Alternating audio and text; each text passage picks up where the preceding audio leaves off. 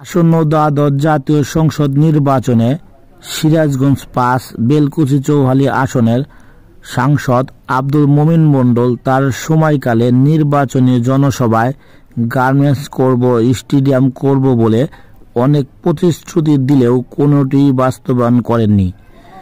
বিগত দিনে তার আমল এবং তার বাবার আমলে বেলকুচি চৌহালি আসনে দৃশ্যমান কোনো উন্নয়ন করেননি।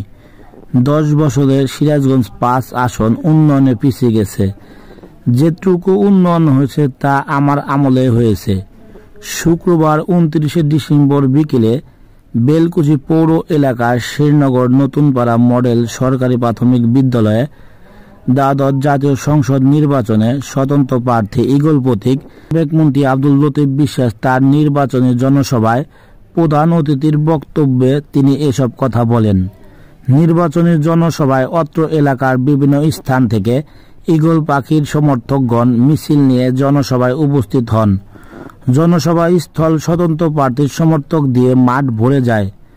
জনসভায় বক্তারা বলেন, উন্নয়ন বঞ্চিত সিরাজগঞ্জ ৫ বেলকুচি চৌহালি আসনের উন্নয়নের ধারা অব্যাহত রাখতে ৭ জানুয়ারি নির্বাচনে স্বতন্ত্র প্রার্থী আব্দুল লতিফ বিশ্বাসের ঈগল প্রতীকে ভোট দিয়ে নির্বাচিত করার আহ্বান জানান।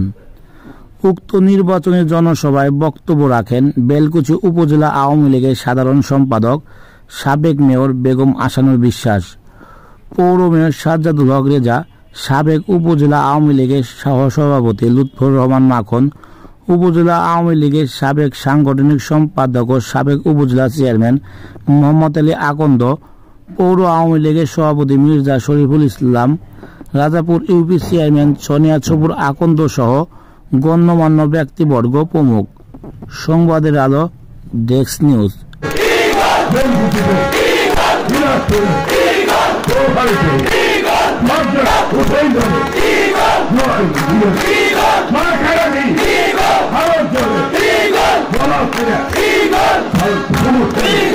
সবাই বলুন।